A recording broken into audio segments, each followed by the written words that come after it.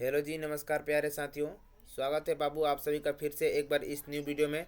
बाबू जैसा कि आप लोगों को पता है कि कल यानी कि 17 फरवरी को जैसे आप लोग का हिंदी का एग्ज़ाम होने वाला है जी, ठीक है। तो ये वाला वीडियो बहुत इंपॉर्टेंट है जी। ये दोनों पाली के लिए यानी प्रथम पाली और द्वितीय पाली दोनों विद्यार्थियों के लिए बहुत ही इंपॉर्टेंट वीडियो है जी। इसमें आप लोग को पता चलेगा कि कैसे आप लोग का एग्ज़ाम होगा, किस तरह का क्वेश्चन, किस बेस का क्वेश्चन, सब्जेक्टिव और ऑब्जेक्टिव दोनों पूछे जाएंगे। पूरे वीडियो में आप लोग को आराम से बने रहिए, पूरे आराम से एकदम आला तरीका वाइज एकदम आप लोग को यहाँ पे बताया जाएगा, तरीका सिखाया जाएगा कैसे एग्जाम में क्वेश्चन पेपर को लिखते हैं और कैसे पढ़ते हैं जी, ठीक है। कम समय में कैसे ज़्यादा काम करें पूरा यहाँ पे आप लोग को बताया जाएगा। आराम से बस बने रहिए वीडियो का अंत तक। चलिए, और इसमें हम लोग पूरा का पूरा क्वेश्चन भी देखेंगे बाबू, जो कि क्वेश्चन आप लोग के हो सकता है कि कल बोर्ड के एग्जाम में एकदम हूबहू सेम टू सेम देखने को मिल जाए, क्योंकि वाला आप लोग के बिहार बोर्ड के द्वारा जारी किया गया पेपर है, ठीक है। सेकेंडरी स्कूल एग्जामिनेशन 2026 यानी बाबू आप लोग का 10th वाले विद्यार्थियों का ये वाला क्वेश्चन पेपर है। चलिए हम लोग देखते हैं सबसे नीचे की तरफ। इसमें देखिए बाबू खंड अ है, जो कि आप लोग को सेम की तरह सेम क्वेश्चन पेपर की तरह ही है। उसमें भी आप लोग को देगा 1 से लेकर 100 तक का जो प्रश्न है, उसमें से किन्हीं मात्र 50 का प्रश्नों का आप लोग को जवाब देना है, ठीक है। जिसमें से 1 से लेकर 100 तक के बीच में आप किन्हीं 50 का जवाब दीजिए। जैसे कि 1 नंबर दिए, 57 दिए, 58 दिए, 59 दिए, 60 दिए, ऐसे करके आप लोग को मात्र 50 का जवाब देना है। चाहे कैसे भी दीजिए, कहीं से भी दीजिए, 50 का जवाब देना है, ठीक है। प्रत्येक प्रश्न 1 नंबर का रहेगा, एक सही तो 1 नंबर मिलेगा, ठीक है। ये ऑब्जेक्टिव है, ये वाला आप लोग का एकदम आसान है जी, ठीक है। चलिए यहाँ पे हम लोग क्वेश्चन को भी देखेंगे जी। ये क्वेश्चन हूबहू उसी की तरह एग्जाम में छपने वाला है, ठीक है। चलिए इसीलिए हम लोग क्वेश्चन को भी प्रैक्टिस कर लेंगे। बाबू देखिए, पहला क्वेश्चन है कि बाबा साहेब भीमराव अंबेडकर के विख्यात भाषण एनिहिलेशन ऑफ कास्ट का हिंदी रूपांतरण जाति भेद का उच्छेद नाम से किसने किया है। यानी विद्यार्थियों लोग इसमें जो आप लोग का ललई सिंह यादव ने आंसर जो हो जाएगा आप लोग का ललई सिंह यादव। बाबू इसका पीडीएफ अगर आप लोग को चाहिए तो डिस्क्रिप्शन बॉक्स में देखिए व्हाट्सएप ग्रुप का लिंक है, वहाँ से ज्वाइन हुई है। आपको ग्रुप में इसका पीडीएफ आप लोग को मिल जाएगा, ठीक है। मैसेज कर दीजिएगा, हिंदी पीडीएफ आपको मिल जाएगा, ठीक है। बाबू वीडियो के बीच बीच में आप लोग को तरीका बताते रहेंगे जी, किस तरह से कैसे लिखना है। आप लोग आराम से बैठे रहिए, पूरे वीडियो को आराम से देखिए। चलिए दूसरा प्रश्न है कि बाबा साहेब भीमराव अंबेडकर के अनुसार जाति प्रथा कैसी प्रथा है। बाबू 2 नंबर जो प्रश्न है ना आप लोग का गंभीर दोषों से युक्त हो जाएगा। ए नंबर आंसर इसका बिल्कुल राइट, ठीक है। जैसे कि मान लीजिए आपको 2 प्रश्न पढ़ लिए और आप दूसरा मानिए कि दूसरा नहीं पता है, पहला पता है। पहला को आप लोग को आराम से एकदम आसानी से पहला का जैसे क्या है था जी, बी था, तो बी नंबर गोला जो होता है ना उसमें आराम से टिक आउट कीजिएगा, ठीक है। ज़्यादा बाहर नहीं निकलना चाहिए। मान के चलिए कि ये आप लोग का गोला हो गया, तो मात्र इसी के बीच में ऐसे आप लोग को रंगना है, ठीक है। इससे बाहर नहीं निकलना चाहिए। थोड़ा मोड़ा बाहर होगा तो कोई बात नहीं बाबू, घबराने वाली बात नहीं है, क्योंकि थोड़ा मोड़ा बाहर चलेगा। जैसे यहाँ पे निकल गया तो कोई बात नहीं, इतना ज़्यादा नहीं, लेकिन इसमें थोड़ा सा हो जाएगा तो कोई दिक्कत नहीं, चलेगा, ठीक है। चलिए अगले प्रश्न की तरफ बढ़ते हैं जी हम लोग। तीसरा कह रहा है बाबू कि गुरु नानक ने किस प्रकार की भक्ति का प्रचार किया। इसमें से आप लोग का ना निर्गुण ब्रह्म की भक्ति का प्रचार किया था जी गुरु नानक ने, ठीक है। याद कर लीजिए, ये वाला तीसरा का डी आप लोग का करेक्ट हो जाएगा। चलिए अगला प्रश्न है बाबू 4 नंबर क्वेश्चन कि संत कवि गुरु नानक गुरु की कृपा प्राप्त कर किसके साथ एकाकर होने की प्रेरणा देते हैं जी। बाबू आप लोग का जो 4 नंबर प्रश्न इसमें गोविंद के साथ देते थे जी, ठीक है। अगर आप लोग कहानी पढ़ लिए होंगे तो बिल्कुल आसान क्वेश्चन कहानी से उठा दिया है।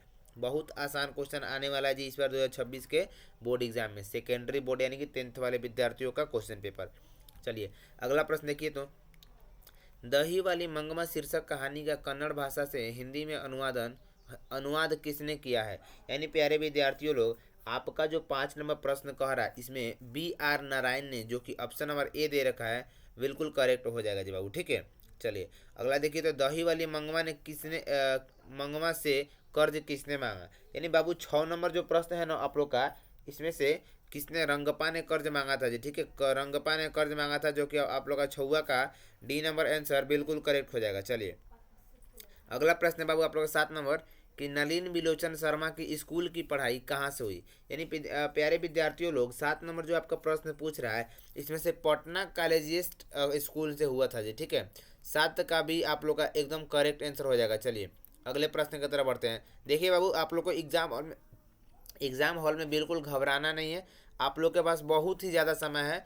उम्मीद करता हूँ कि आप लोग एकदम आराम से जाइएगा। पहला दिन है तो कोई बात नहीं, थोड़ा डर रहेगा, लेकिन कोई बात नहीं। आप लोग को जैसे पेपर मिलेगा आंसर, जैसे वो क्या बोलते हैं उसको, अटेंडेंस सीट वगैरह जो कुछ भी 3-4 कुछ मिलता है आप लोग को, आप लोग सब कुछ अपना मिला लेना है। अगर आप लोग का ही होगा एडमिट कार्ड वगैरह सब कुछ देख लेना, एडमिट कार्ड से चेकआउट कर लीजिएगा, सब कुछ सेम होगा तो ही आंसर कॉपी पे या फिर आंसर शीट पे अपना जो है कॉलम चलाइएगा, ठीक है। अदरवाइज दूसरा किसी का होगा तो आपको सर को तुरंत बोलना है, सर ये मेरा नहीं है, इसको एक्सचेंज कीजिए, चेंज कीजिए, ठीक है। ऐसा घटना बहुत लोगों के साथ हो जाता है। चलिए, इसलिए आप लोग को बता दूं कि अगर आपका जो है आंसर कॉपी सब कुछ सेम रहेगा, सब कुछ आपका ही, आपके नाम उस पर रहेगा, आपका फोटो रहेगा, तभी आप लोग उस पर कुछ लिखिएगा, ठीक है। और जैसे आप लोग को क्वेश्चन पेपर मिलेगा तुरंत बाद आप लोग पहले क्वेश्चन पढ़ना स्टार्ट कीजिएगा, ठीक है। पहले इसमें आप लोग को क्वेश्चन पढ़ना है, पढ़ना स्टार्ट कीजिएगा, और उसमें से जो आपको जो सही लगे, जो एकदम 100% करेक्ट लगे, उसी पे टिक आउट कीजिएगा। उसमें थोड़ा, अगर थोड़ा भी 80% भी करेक्ट लगे, 20% डाउट हो, उसको छोड़ दीजिए, कोई बात नहीं, क्योंकि आपके पास एक क्वेश्चन के साथ 2 ऑप्शन है, ठीक है। 100 क्वेश्चन है, जैसे 85 टिक आउट करना है, इसलिए आप लोग को एकदम आराम से पहले पूरा क्वेश्चन पढ़ना है, उसमें से एकदम 100% सही जवाब वाला आंसर को टिक आउट करना है। जैसे मान के चलिए 100 को पढ़े, 40 को एकदम करेक्ट हो गया, ठीक है, 40 को टिक आउट कर लिए, 10 को बच रहा है, तो फिर से पढ़ना है और उन 10 को, पहले 40 को टिक आउट कर लेना है बाबू, ठीक है। 40 को जो टिक आउट आप लोग कर लीजिएगा, उसको आंसर की में जो अपना उसको फिल कर लीजिएगा जी OMR सीट में, ठीक है। क्योंकि मात्र आपके पास 1 घंटा का समय रहता है आंसर OMR कॉपी के लिए, 1 घंटे के बाद वो अपना ले लिया जाता है, उसके बाद आप लोग अपना सब्जेक्टिव लिखिए। इसलिए बाबू पहले आप लोग को ऑब्जेक्टिव पे ध्यान देना है। ऑब्जेक्टिव सबसे पहले आप लोग को जितना पहले आ जाए, मान के चलिए 100 में से आप लोग को 40 पहले आ गया, तो 40 को आराम से पहले रंग लीजिएगा, ठीक है, आंसर जो OMR सीट रहेगा उसमें। उसके बाद फिर दोबारा पढ़िएगा और उसमें से 10 को कोई मतलब जो आसान लगे आप लोग को, 10 को उसको टिक आउट करके रंग लीजिएगा, ठीक है। इस तरह आप लोग का ऑब्जेक्टिव कंप्लीट होता है। तो यहाँ पे भी हम लोग ऑब्जेक्टिव कंप्लीट कर लेते हैं। देखिए 8वां कह रहा है कि निम्नलिखित में कौन सेन साहब की लड़की नहीं है। प्यारे विद्यार्थियों लोग 8वां प्रश्न, इसमें मोहिनी नहीं है जी, ठीक है, सेन साहब की लड़की मोहिनी नहीं है। चलिए, कबीर खान किस छंद में सिद्ध थे? कबीर खान किस छंद में सिद्ध थे बाबू? सवैया। सवैया आप लोग का करेक्ट आंसर हो जाएगा जी, ठीक है, 9वां का ए। चलिए, कबीर खान के आराध्य है, प्यारे बच्चों, कबीर खान के आराध्य कृष्ण हो जाएंगे जी, ठीक है। ये वाला आप लोग का 10 का सी एकदम करेक्ट हो जाएगा। 11 में जो प्रश्न है बाबू देखिए, तो ढहते विश्वास शीर्षक कहानी में तुरई के फूल की तरह खिलखिलाकर हंसते लोग सहसा क्यों मुरझा गए। यानी प्यारे मेरे मित्रों, दोस्तों, भाइयों, यारों, जो कुछ भी कह लें, आप लोग एकदम मेरे दिल के टुकड़े हो यार। आप लोग देखिए 11 में जो प्रश्न है आप लोग का, बाढ़ के कारण इसमें करेक्ट हो जाएगा जी इसका आंसर, ठीक है। आप लोग एकदम इतना जो है, इतना आसान भाषा में आप लोग को इस वीडियो को बता रहे हैं, समझ जाइए और कल एग्जाम में जाइए, दहाड़ के आइए मेरे भाई, पूरा एकदम एग्जाम हॉल में गर्दा उड़ा दीजिए, ठीक है। इतना आसान क्वेश्चन हिंदी का रहेगा ना। हिंदी वह सब्जेक्ट है जो कि आप लोग का रिजल्ट में नंबर बढ़वाता है, बहुत ज़्यादा मार्क्स आता है हिंदी के एग्जाम में, जो कि आप लोग को बहुत बढ़िया किया है बिहार बोर्ड कि पहला दिन हिंदी का एग्जाम रखता है जी, ठीक है। हिंदी एक तो आसान सब्जेक्ट, ऊपर से पहला दिन डर रहता है, तो दोनों आसान और डर मिलकर एकदम एक दूसरे से क्रॉस मल्टीप्लाई कटफट हो जाते हैं ना, तो बिल्कुल आप एकदम आराम से, बिल्कुल एकदम निश्चिंत होकर, निफिक्र होकर अपना एग्ज़ाम देते हैं। और पहला एग्ज़ाम गया अच्छा तो पूरा, कहते हैं ना कि स्टार्टिंग इज़ गुड, मतलब कि शुरुआत आपका अच्छा हो तो आधा काम ख़त्म। इसलिए बाबू ध्यान से जो पहला दिन का एग्जाम अच्छे से दे के आइएगा, ठीक है। चलिए 12 प्रश्न देखते हैं कि धरते विश्वास शीर्षक कहानी में लक्ष्मी ने बांध की निगरानी के लिए अपने परिवार से किसको भेज दिया था? बड़े लड़के को भेजा था, ठीक है, जो कि ऑप्शन नंबर डी में दे रखा है। बड़े लड़के को आपका करेक्ट आंसर हो जाएगा। चलिए मित्रों 13 नंबर प्रश्न देखते हैं हम लोग कि मैक्स मुलर ने महारानी विक्टोरिया द्वारा प्रदान की गई किस उपाधि को अस्वीकार कर दिया। यानी बाबू लोग नाइट की उपाधि जो था ना, नाइट की उपाधि जो कि ऑप्शन नंबर बी में दे रखा है, आप लोग का बिल्कुल करेक्ट हो जाएगा जी, ठीक है। चलिए मित्रों 14 नंबर प्रश्न की तरफ बढ़ते हैं। मैक्स मुलर के अनुसार यूरोप में प्रचलित कहावतें और दंत कथाओं का प्रमुख स्रोत किस धर्म को माना जाता है? यानी बाबू 14 का आप लोग का हिंदू धर्म जो होगा इसमें करेक्ट हो जाएगा, ठीक है, जो कि ऑप्शन बी में दे रखा है जी। चलिए 15 प्रश्न देखते हैं जी कि निम्नलिखित में कौन प्रेम की पीर के कवि है? निम्नलिखित में कौन प्रेम की पीर की कवि है? यानी बाबू 15 का धनानंद हो जाएगा राइट आंसर। बाबू ऐसा सोचिए ना आप लोग का, ऐसा सोचिए कि यहाँ पर आप लोग एग्जाम दे रहे हैं, ठीक है, और मैं जैसे क्वेश्चन पढ़ रहा हूँ, आप लोग क्वेश्चन सुनिए, क्वेश्चन सुनकर तुरंत मन में आंसर लाइए और धड़ाक से कमेंट कीजिए, या फिर खुद से सोच लीजिए, कमेंट नहीं कीजिए कोई बात नहीं, आप लोग खुद से माइंड में सोचिए कि मैंने ये सोचा था तो सर ने बताया वो करेक्ट है कि नहीं। आप लोग सोचिए, उसके बाद मैं आंसर दूंगा तो आप लोग मिलाइएगा सही हुआ कि नहीं, ठीक है। इस तरह आप लोग समझिए कि गेस कीजिए कि एग्जाम आप लोग सामने, मेरे सामने एग्जाम दे रहे हैं जी, ठीक है। अभी आप लोग अपना फ़ोन अपने सामने रख के या फिर जो भी है लैपटॉप टैब वगैरह उसके सामने आप लोग अपना बोर्ड का एग्ज़ाम दे रहे हैं और कितना प्रिपरेशन हुआ है उसको यहाँ पे दर्शा रहे हैं। चलिए अगला प्रश्न पढ़ते हैं 16। कवि धनानंद अपने आंसुओं को कहाँ पहुँचाना चाहते थे जी? कहाँ पहुँचाना चाहते हैं बाबू? आप लोग सोच लिए जी। प्रेमिका सुजान के आंगन में कहाँ है? बी नंबर ऑप्शन में। आप लोग कितने लोग बी नंबर ऑप्शन सोच लिए थे जी? 16 का भी कितने विद्यार्थी लोग सोचे थे? उनका बिल्कुल करेक्ट आंसर हो जाएगा मित्रों। चलिए ईश्वर पेटलीकरण पेटलीकर किस भाषा के लोकप्रिय कथाकार है? यानी प्यारे बच्चों लोग 17 नंबर जो प्रश्न है आप लोग का गुजराती इसमें दिया गया ऑप्शन नंबर डी में बिल्कुल करेक्ट आंसर हो जाएगा जी। ठीक है। चलिए 18 है कि माँ शीर्षक कहानी में किसको ठीक देखकर माँ जी को हर व्यक्ति मंगू को अस्पताल में भर्ती करने की सलाह देने लगा। यानी बाबू 18 नंबर जो प्रश्न है ना आप लोग का इसमें कुसुम को एकदम करेक्ट हो जाएगा जी। ठीक है। आप लोग ऐसा मत सोचिए कि एग्जाम बहुत टफ होगा, कैसा होगा, कहना हमारा जिंदगी का पहला एग्जाम है। मैं मानता हूँ कि आप लोग का जिंदगी का पहला एग्जाम है, तो ऐसा नहीं है कि आप लोग लड़ने जा रहे हैं, नहीं बाबू। अगर आप लोग का प्रिपरेशन अच्छा है, तैयारी अच्छे से किए हैं, तो एग्ज़ाम हॉल में कोई दिक्कत नहीं होने वाली है, कोई परेशानियां नहीं होने वाली है। क्योंकि आप लोग जाइएगा और आप वैसे जगह पे जाइएगा, मान के चलिए सेंटर दिया है कहीं और है, ठीक है, आप लोग सेंटर पे गए, बेंच पे बैठे, आपके अगल बगल वही मित्र होंगे जो आपके कॉलेज में स्कूल में बैठा करते थे। ठीक है। इसलिए आप लोग को डरने की कोई बात नहीं है। आराम से अपना माइंड अपना जाके एग्जाम हॉल में बैठना है, बेंच पे अपना माइंड निकाल के बेंच पे साइड में रख देना है। ठीक है। और जो कुछ भी आप जो कुछ भी प्रश्न पूछना हो अपने माइंड से तुरंत पूछिए, उसका सॉल्यूशन एकदम माइंड सोच के बताएगा, आप लोग धड़ाक से कीजिए। जैसे मान के चलिए प्रश्न पूछना हो तो बोलिएगा माँ शीर्षक कहानी में किसको ठीक देखकर माँ जी को हर व्यक्ति मंगू को अस्पताल में भर्ती करने की सलाह देने लगा? तो माइंड बोलेगा कुसुम को। इसलिए आप लोग बी नंबर आंसर को टिक आउट कीजिएगा। मैं इसलिए ये बात बोल रहा हूँ क्योंकि हम लोगों को चाहे आप लोगों को हर किसी को आदत होता है ना, अगर मान के चले कि अपना दोस्त यार अगर अगल बगल में बैठा हो तो क्या आप लोग बात नहीं कीजिएगा? खूब अपने आप को खूब रोकिएगा तो बात करने का मन कर ही देगा।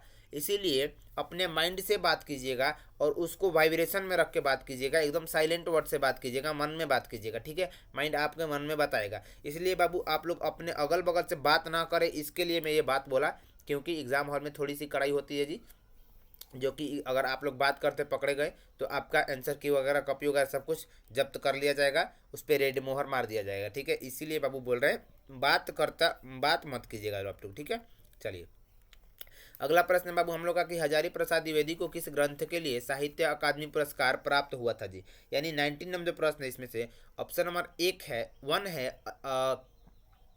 आलेख पर्व के लिए। हाँ जी। तो 1 नंबर जो ए नंबर ऑप्शन दिया गया यही वाला करेक्ट हो जाएगा जी। ठीक है। ऐसे आप लोग को भी सोच के तुरंत एकदम करेक्ट आंसर को टिक आउट कर लेना है और धड़ाक से एकदम नेक्स्ट प्रश्न की तरफ बढ़ जाना है। जैसे कि कामसूत्र नामक ग्रंथ के रचनाकार हैं। जरूरी नहीं है कि आप लोग 1 से लेकर 50 तक लाइन बाय लाइन प्रश्न को टिक आउट कीजिएगा तभी आंसर मिलेगा, नंबर मिलेगा। ऐसा कोई जरूरी नहीं है, ऐसा कोई बोर्ड एग्जाम भी नहीं कहता। ठीक है। इसलिए आप लोग को 1 से लेकर 100 तक के प्रश्न के बीच में किन्हीं भी 50 प्रश्नों का जवाब दीजिए और एकदम सही जवाब दीजिएगा तो 50 अंक पाइएगा। ठीक है। उसमें आप लोग को राइटिंग वगैरह कुछ ऐसा नंबर नहीं करता है। इसलिए अगर करेक्ट आप लोग आंसर टिक आउट करते हैं तो एकदम करेक्ट नंबर 1 नंबर मिल ही जाएगा एक क्वेश्चन पे। देखिए 20 नंबर जो प्रश्न कर कामसूत्र नामक ग्रंथ के रचनाकार कौन है जी? तो कौन है जी? इसमें वात्स्यायन हो जाएगा जी एकदम। आप लोग का 20 का जो है सी नंबर ऑप्शन दिया गया वात्स्यायन करेक्ट आंसर हो जाएगा मित्रों। ठीक है। चलिए 21वां प्रश्न देखते हैं जी हम लोग कि बद्री नारायण चौधरी प्रेमधन हिंदी साहित्य के किस युग के महत्वपूर्ण कवि थे? यानी बाबू लोग 21 नंबर जो प्रश्न पूछ रहे हैं आप लोग का इसमें भारतेंदु युग एकदम करेक्ट आंसर हो जाएगा जी। ठीक है। चलिए 22 देखिए तो 22 नंबर प्रश्न कह रहा है कि स्वदेशी शीर्षक पाठ के अनुसार किस कारण के भारतीयों की बुद्धि विदेशी हो गई थी? किस कारण से भारतीयों की बुद्धि विदेशी हो गई थी जी? विदेशी विद्या पढ़कर जो है भारतीयों की बुद्धि विदेशी हो गई थी। ठीक है। इसमें आप लोग का सी नंबर आंसर करेक्ट हो जाएगा। कहानीकार सुजाता का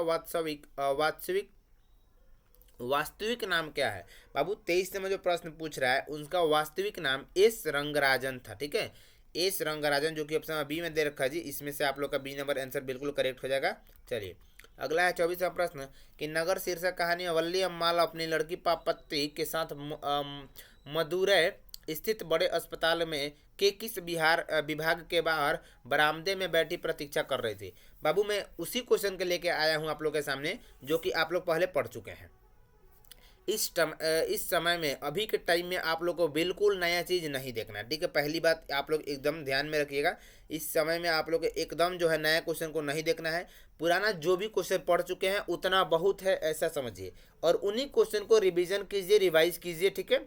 लेकिन नया क्वेश्चन एक भी मत पढ़िएगा मेरे भाई।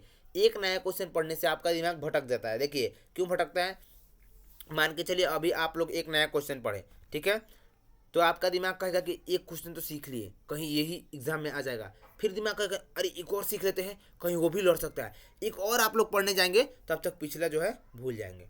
इसलिए आप लोग के मन में ऐसा होता है, मेरे साथ भी हुआ था। मैं अपना खुद का जो है एक्सपीरियंस बता रहा हूँ आप लोग को। इसलिए आप लोग अभी के समय में बिल्कुल नया क्वेश्चन नहीं पढ़ना है, एकदम आप लोग पुराना क्वेश्चन ही जो पढ़ चुके हैं उसी को रिवीजन कीजिए। जैसे मैं आप लोग के सामने लाया हूँ, ये क्वेश्चन आप लोग पढ़ चुके हैं, उसी का मैं रिवाइज कराने के लिए, रिवीजन कराने के लिए लेके आया हूँ, ठीक है। और इस वीडियो को दिखाना मेरा मुख्य उद्देश्य यही था कि आप लोग एग्जाम की प्रिपरेशन अच्छे से करके जाएं, चाहे क्वेश्चन पढ़ के जाएं या फिर रूल्स रेगुलेशन समझ के जाएं, ठीक है। चलिए अगला प्रश्न देखिए। तो अगला प्रश्न आप लोग का 25 नंबर के नागरी लिपि शीर्षक पाठ के लेखक है जी। नागरी लिपि शीर्षक पाठ के लेखक कौन है जी? गुणाकर मूल्य हो जाएंगे आप लोग का करेक्ट आंसर जी, ठीक है। चलिए 25 का भी आप लोग का करेक्ट हो जाएगा। मित्रों हम लोग अगले प्रश्न की तरफ बढ़ते हैं कि पठित पाठ के आधार पर बताएं कि धारा नागरी का कौन शासक अपने विद्यानुराग के लिए इतिहास में प्रसिद्ध है। यानी 26 में जो प्रश्न है इसमें से आप लोग का भोज हो जाएगा करेक्ट आंसर, ठीक है बाबू। इस पूरे क्वेश्चन का वीडियो एक बार मैंने खुद से अपने चैनल पे अपलोड कर दिया है, लेकिन वहाँ पे पूरा बस इस क्वेश्चन का वीडियो यानी कि आंसर के साथ बताया, ठीक है। तो आप लोग चाहे तो उसका वीडियो मैं डिस्क्रिप्शन में बॉक्स में दे देता हूँ, ठीक है। और चलिए इसके बाद हम लोग सब समझते हैं कि सब्जेक्टिव क्वेश्चन को कैसे पढ़ना है, कैसे बनाना है, ठीक है। मान के चलिए कि आपका 1 घंटा यहाँ पे ख़त्म होता है, आप लोग अपना OMR शीट पूरा 50 को रंग करके जमा कर दिए। अगर ऐसे विद्यार्थी जैसे मान के चलिए होते हैं कि बहुत सारे लोग होते हैं, तेज तरार होते हैं, जो कि 1 घंटा क्या आधा घंटे में 50 क्वेश्चन मार के बैठ गए, तो बैठना नहीं है। मान के चलिए अगर 50 को क्वेश्चन आप लोग का सही हो गया है तो तुरंत ऐसे आप लोग को घसकाना है कहाँ के तरफ। जैसे आप लोग को पेपर खोलना है जी, 1 मिनट रुके बताते हैं। जैसे मान के चलिए आप लोग का 100 क्वेश्चन कंप्लीट हुआ, ठीक है, ये रहा आप लोग का 100 क्वेश्चन। मान के चलिए यहाँ पे हम लोग 100 क्वेश्चन आप लोग टिक आउट कर लिए, इसका आप लोग का ए हो जाएगा, ठीक है। जैसे आप लोग का 100 क्वेश्चन बन गया, उसके बाद आप लोगों को क्या करना है, बैठ के इंतजार करना है कि कब तक जमा होगा। नहीं, ऐसा नहीं करना है। क्या क्यों नहीं करना है? क्योंकि अगर आपके पास सब्जेक्टिव में जितना ज़्यादा टाइम लेते हैं उतना अच्छा लिख आउट करते हैं बाबू। हिंदी में हमको पता है कि हम भी याद करके नहीं जाते हैं, बस तो उसका जो है कॉन्सेप्ट समझ लिए, तरीका समझ लिए, और जाके जितना समय मिले उतना छापिए, उतना नंबर मिलेगा।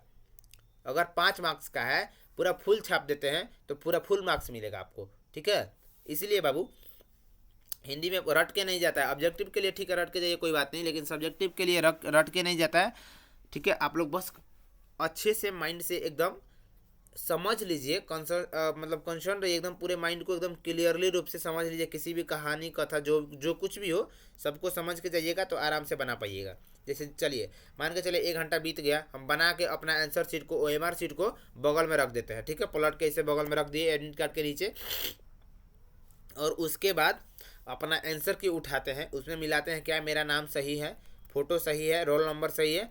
अगर सही होगा उसमें जो कुछ भी भाषाएं भरने को आता है और कुछ भी जो भरने को आता है आप लोग भर दीजिएगा। उसके बाद चलिए मान के चलिए हम लोग क्वेश्चन पेपर खोल लिए, खंड बी। इसमें कह रहा है कि विषय निष्ठ प्रश्न, निम्नलिखित गद्यांशों में से किसी एक गद्यांश को पढ़कर नीचे दिए गए प्रश्नों के उत्तर दें। यानी जैसे मान के चलिए आप लोगों के सामने ये गद्यांश दिया गया है, इसको थोड़ा छोटा कर लेते हैं जी। जैसे क आप लोग को सामने ये दिखाई दे रहा है क, ये एक गद्यांश है, ठीक है। और दूसरा गद्यांश इधर, इसका प्रश्न पूछा गया है यहाँ पे 5 गो बाबू। ये 1 नंबर प्रश्न है, ये 2 नंबर आप लोग के सामने दिखाई दे रहा होगा स्क्रीन पे, ये तीसरा प्रश्न देखिए। और जितना हाईलाइट हो रहा है ये सब प्रश्न पूछा गया है। आंसर आप लोग को इसका कहाँ से देना है जी बाबू? आप लोग कहेंगे ये तो हम सर जी पढ़वे नहीं किए हैं, किताब में पढ़वे नहीं किए हैं। हाँ जी, किताब में नहीं पढ़े हैं, लेकिन इसका आंसर आप लोग कहाँ से देना है? अगर यहाँ पे कह रहा है गद्यांश को पढ़कर नीचे दिए गए प्रश्नों के उत्तर दे, यानी कि ये आप लोगों का, ये टोटली आप लोग का गद्यांश है, ठीक है। ये टोटली आप लोग का जो है गद्यांश है। इसको पढ़ के इसी में से इन प्रश्नों का, जो ई वाला 1 नंबर प्रश्न है, इसी में से इन प्रश्नों का आप लोग को जवाब देना है, ठीक है। जैसे देखिए गोस्वामी तुलसीदास के पिता और माता का नाम क्या था? इसका आंसर आप लोग को सीधा ऊपर जाइए, यहाँ पे लिखा है गोस्वामी तुलसीदास के पिता का नाम आत्माराम दुबे और माता का नाम हुलसी था। ये आप लोग बस एक लाइन लिखिए, आप लोग का वहाँ पे 2 मार्क्स कंप्लीट। ठीक है, ऐसे इसी में से आप लोग को पढ़ के इसका आंसर देना है, पांचों प्रश्न का जवाब ऐसे ही देना है। ठीक है, और देखिए अगला इसमें अगर उसमें आप लोग को समझ में आंसर ना मिले उस देख लीजिएगा आप लोग, आंसर अगर मिल जाए तो ठीक है, आसान जो भी होगा उसी को लेके आप लोग उसका आंसर लिखिएगा। ठीक है, किसी दोनों में से किसी एक का जवाब देना है। और देखिए यहाँ पे ख दिया गया जी, गद्यांश नंबर ख। इसमें भी आप लोग का 5 गो प्रश्न है जी, इधर 5 गो प्रश्न है, उसमें से आप लोग को पांचों पढ़ के जिनका जवाब आप लोग को जिस गद्यांश में आंसर आप लोग को सही से मिल जाए उसका आप लोग जवाब दे दीजिएगा। ठीक है, चलिए अगला प्रश्न की तरफ पढ़ते हैं जी, कि निम्नलिखित गद्यांशों में से किसी एक गद्यांश को पढ़कर नीचे दिए गए प्रश्नों के उत्तर दे, प्रत्येक प्रश्न 2 अंकों का होगा।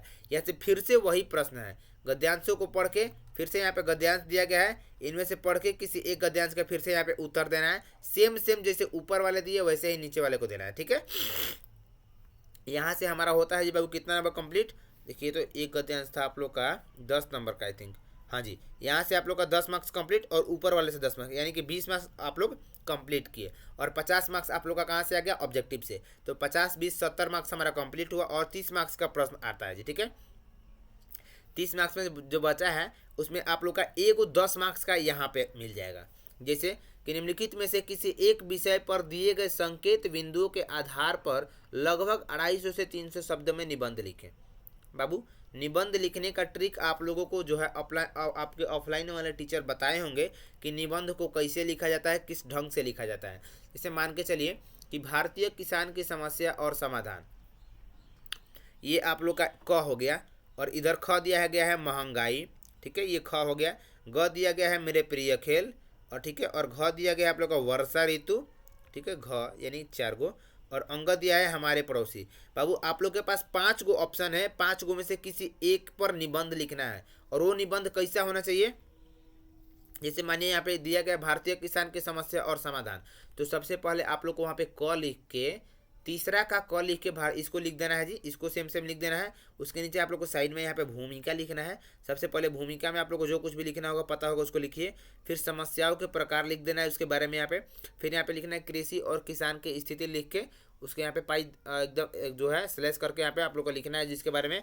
फिर नीचे में आप लोग का समाधान लिख के लिख दीजिएगा। फिर लास्ट में अंत में उपसंहार लिख के जरूर लिखिएगा। ठीक है, ये अगर पांचों पॉइंट आप लोग नंबर वाइज लिख के देते हैं वहाँ पे, तो एग्जामिनर को थोड़ा अच्छे ढंग से समझ में आएगा, तो आराम से वो 10 तो नहीं देगा, अगर राइटिंग वगैरह पे कहीं ना कहीं नंबर काट लेगा, लेकिन 9 नंबर यहाँ पे आप लोग को मिलता है।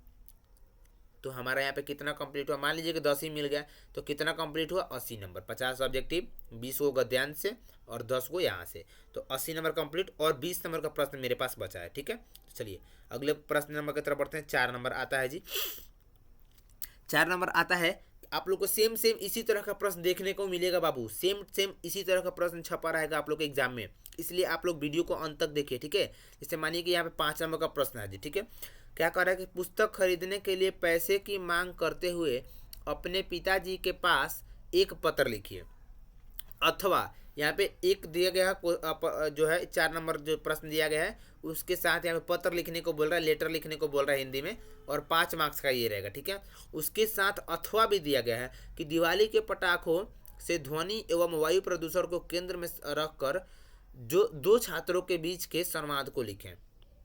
बाबू आप लोग को इसमें से ये वाला या फिर ये वाला दोनों में से किसी एक का ही जवाब देना है। देखिए एक प्रश्न ये रहा आप लोग के सामने और एक प्रश्न ये, किसी दोनों में से एक प्रश्न का जवाब देते हैं तो आप लोग को वहाँ पे 5 नंबर मिलेगा। तो हमारा यहाँ पे कंप्लीट हुआ 85 नंबर। ठीक है, बचा मेरे पास 15 नंबर का और क्वेश्चन पेपर में एक सवाल। ठीक है, चलिए 85 नंबर कंप्लीट हुआ, बाकी 15 नंबर देख लेते हैं। यहाँ पे फिर से आपका प्रश्न आएगा 5वां कि निम्नलिखित प्रश्नों में से किन्हीं 5 प्रश्नों के उत्तर दे। ये आप लोग का 10 नंबर का रहेगा। ठीक है, किसी 5 प्रश्नों का उत्तर देने को कह रहा है, ये आप लोग को 10 नंबर का प्रश्न रहेगा। तो देखिए यहाँ पे कितना प्रश्न है जी, इनके प्रश्न में से किसी 5 का, जैसे आप लोगों के पास जो ये वाला प्रश्न रहेगा आप लोग से बुक से पूछा जाएगा। ठीक है, तो देखिए यहाँ पे 1 2 3 6 गो इधर है और 4 गो इधर, यानी कि आप लोगों के पास बाबू 10 गो प्रश्न रहेगा। ठीक है, 10 गो प्रश्न आप लोग को रहेगा, जिनमें से आप लोग किसी 5 का ही जवाब दे के आना है एग्जाम सेंटर में। आंसर की में आप लोग को मात्र किसी 10 का जवाब लिखना है जी, ठीक है। अगर आप लोग 10 में से किसी 5 का ही जवाब लिखना है, 10 गो में से 5 गो का जवाब लिख देते हैं तो यहाँ पे आप लोग को 10 मार्क्स इधर भी मिल जाएगा। यानी उधर आप लोग को 85 मार्क्स मिल चुका था, बाकी यहाँ पे 10 को मिल गया, यानी 95 नंबर कंप्लीट हुआ हम लोग का।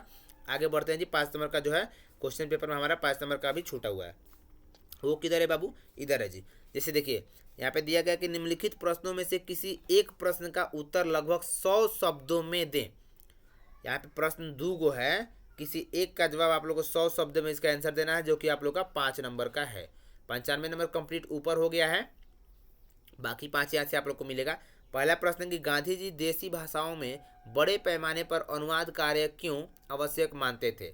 इसका आप लोग का जवाब अपने मन में जो कुछ भी आए इस बात से रिलेटेड आंसर लिख देना है बाबू। फॉर्मूला है, मान के चलिए नंबर गेन करने का फॉर्मूला एक देसी फॉर्मूला है हमारे हिसाब से, कि इस भाषा से रिलेटेड, इस शब्द से रिलेटेड आपके मन में जो कुछ भी आए पूरा का पूरा छाप देना है। एकदम हिंदी है, गर्दा उड़ा देना है, अपने हिसाब से इससे रिलेटेड पूरा छाप देना है। एकदम 1 पाना, 1.5 पाना, 2 पाना, जितना टाइम बचा है इसी में गंवा देना है, ठीक है बाबू। अंत तक आप लोगों को इसी में पूरा टाइम गंवा देना है, ठीक है। और आराम से आप लोग को उम्मीद करता हूँ कि यहाँ से 5 नंबर अगर मिल जाए तो एकदम 100% जो आप लोग का 100 नंबर कंप्लीट हुआ। मान लेते हैं बाबू कि कहीं एग्जामिनर थोड़ा सा वो है, थोड़ा देख के हो जलता वगैरह जेरस टाइप का हो, तो कोई बात नहीं, 100 नंबर नहीं मिलेगा, 80 नंबर तक दे सकता है ना जी। इधर से 1 नंबर काटे, उधर से 1 नंबर, उधर से 1 नंबर, उधर से 1 नंबर। अगर आप लोग का 50 गो ऑब्जेक्टिव है तो उसमें तो आप लोग का पक्का मिलेगा। थोड़ा गलती भी होगा, कोई बात नहीं, 80 नंबर मिलेगा ना जी। ऐसे होता है हिंदी में नंबर गेन करने का तरीका। तो बाबू उम्मीद करते हैं कि आप लोग को एकदम अच्छे से समझ में आया होगा, समझ में आया होगा जी। यहाँ पे लास्ट में एक सर्वप्रसंग व्याख्या दिया गया है, ठीक है, व्याख्या कर देना है। इसका भी अगर व्याख्या कर दीजिएगा ना तो आप लोग का एकदम कम्प्लीटली जो है 5 नंबर मिल सकता है मेरे भाई। हम तो कहेंगे कि ये वाला ही आसान होगा, 6 का दूसरा प्रश्न आसान होगा जी। आप लोग इसी को करके आइएगा प्यारे विद्यार्थी लोग, ठीक है। उम्मीद करते हैं ये वाला वीडियो आप लोग को बिल्कुल अच्छा लगा होगा। अगर इससे भी ज़्यादा खास वीडियो देखना चाहते हैं तो चैनल को सब्सक्राइब करके बेल आइकन दबा लीजिए, क्योंकि आप लोग का हर एक सब्जेक्ट का एकदम जो है एकदम अपने भाषा में क्वेश्चन पेपर को लेके आने वाले हैं, वायरल क्वेश्चन पेपर लेके आने वाले हैं। इसके लिए आप लोग वीडियो को जो है लाइक करके अपने दोस्तों मित्रों के साथ शेयर कर दीजिएगा। तो चलिए प्यारे साथियों, मिलते हैं नेक्स्ट वीडियोज में, तब तक के लिए जय Hind, best of luck for your Hindi exam.